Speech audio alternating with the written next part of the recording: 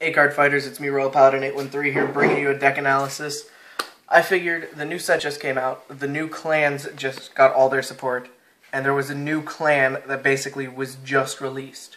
So I figured, why not do a deck profile on Shadow Paladins. Starter for the deck is the Full Bow, and when you ride the grade 1 on top of him, Blaster Javelin, you get to add Blaster Dark from your deck to your hand.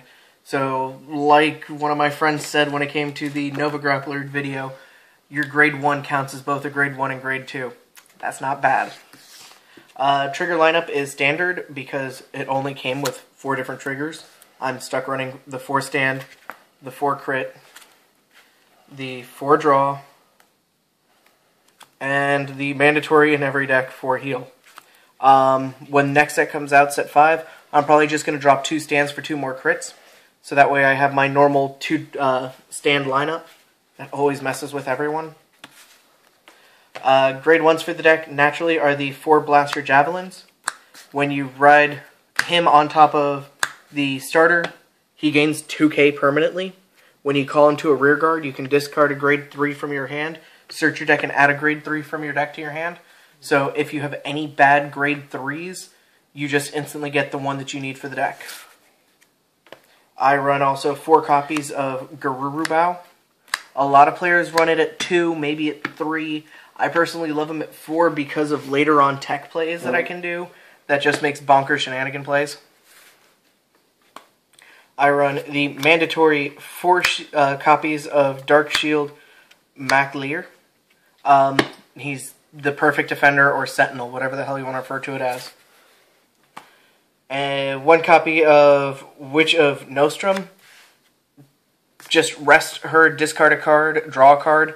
She's great when you throw her behind the Dark Dictator because the Dark Dictator can't be boosted anyway, so you might as well get a free +1. You can use her effect and then tribute her for Phantom Blaster Dragon, get another free +1 off of her that way. And the last grade 1 that I run is 1 copy of Black Sage Crone. Just your standard generic 8k. Grade 2 lineup, 3 copies of Blaster Dark. I only run 3 because 4 gets too cloggy, 2's not enough. I do the auto search anyway, but just in case I miss it, I want to guarantee that I still somehow get it. I run 4 copies of Skull Witch Nemean. I know a lot of players only run 2, maybe 3 of her. I figure if she's going to get tributed off anyway, her attack doesn't matter. And when you throw Garuru Bow behind her, then it creates that turn a nice little 10k column, which is great for a rank 2 anyway. And then you just end up tributing her for Phantom Blaster Dragon, moving up Garuru Bow, and throwing a grade 1 behind him. Because he's 9k for a grade 1 after he does his effect.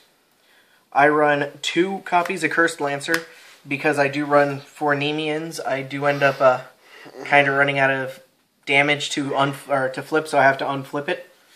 And 2 copies of Darkness Maiden Maka.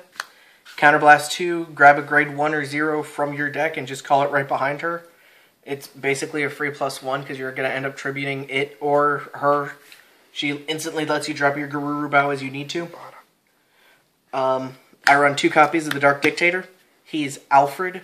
You can Soul Blast 3, target your 2 front rear guards, and they each gain 5k. So it's kind of like an Alfred Soul Saver hybrid. He can't be boosted, but he gains 2k for every rear guard anyway.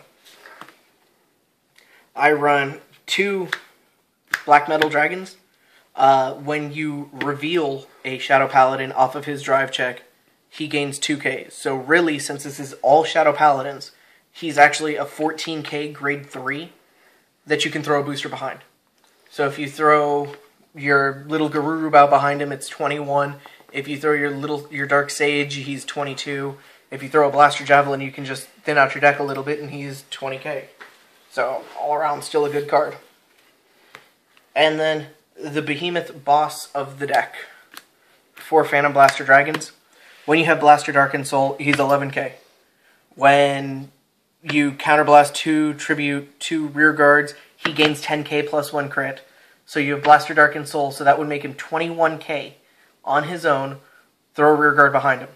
You know, 25 is referred to as the sweet spot, where it's either they're going to have to perfect defend it, or they're going to completely overextend and just pass.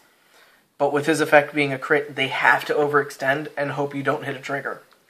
What I end up doing a lot of the times, just to make it where I can hit those triggers more often, is I do him with Blaster Javelin when I throw a Blaster Javelin into rearguard, just to search him out again. Because why not -1 your deck as you can? Well, anyway, card fighters, just wanted to do that quick deck analysis. I'm going to be posting videos of the deck later in fights and all of that, and you'll see all that we basically can on that. And like always, rate, comment, and subscribe. Peace.